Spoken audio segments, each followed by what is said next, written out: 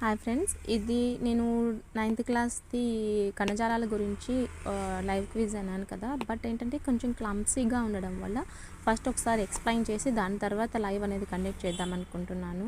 So, అందుకే మధ్యలోనే ఆపేసానండి. So, చూడండి, ఈ కణజాలాల్లో మనకు వృక్ష, జంతు కణజాలాలు రెండు ఇచ్చారు కదా! సో, ఇప్పుడు ప్లాంట్ టిష్యూస్ గురించి మనం చూసినట్టయితే ఈ ప్లాంట్ టిష్యూ వృక్ష కణజాలాలు వచ్చేసి మనకు రెండుగా క్లాసిఫై చేశారు. సరళ శాశ్వత కణజాలము, ఆ తర్వాత సంక్లిష్ట శాశ్వత కణజాలాలని రెండు విధాలుగా డివైడ్ చేశారు. ఈ సరళ శాశ్వత కణజాలం మళ్ళీ మనకు మూడుగా డివైడ్ చేశారండి. మృదు కణజాలము, స్థూల కోణ కణజాలము, దృఢ కణజాలము.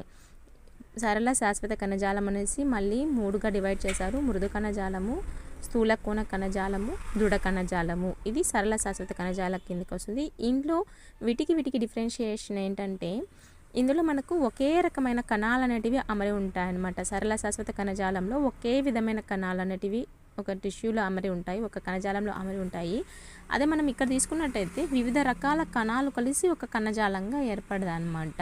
ఒకే రకమైన కణాలు అనేవి ఇందులో కనిపించవు. వివిధ రకాల కణాలు కలిగి ఒక కణజాలంగా ఏర్పడితే అది సంక్లిష్ట శాశ్వత కణజాలాలు అంటారు. సో, ఇందులో మనకు ఎన్ని టైప్ ఆఫ్ టిష్యూస్ ఉన్నాయి, ఎన్ని రకాల కణజాలాలు ఉన్నాయంటే సంక్లిష్ట శాశ్వత కణజాలంలో మనకు రెండు రకాల కణాలు ఉన్నాయి. దారువు అండ్ దెన్ దారువు మరియు పోషణ కణజాలం అనమాట. దారువు మరియు పోషణ.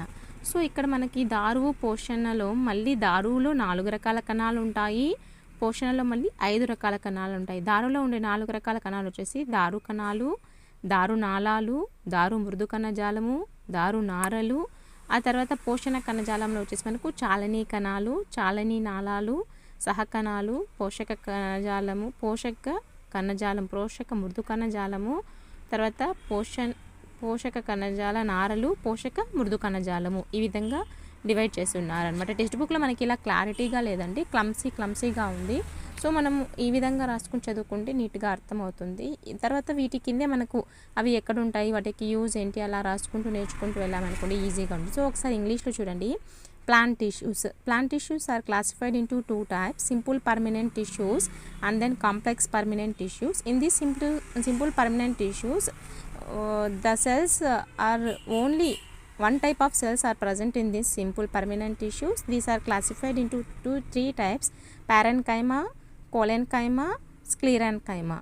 So then complex permanent tissue. In this complex permanent tissue, so many cells are combined to form a complex permanent tissue, xylem and phylum. So, మనం ఇంగ్లీష్ కావాలంటే మనం సపరేట్గా చేద్దామండి ఒకసారి వీడియో.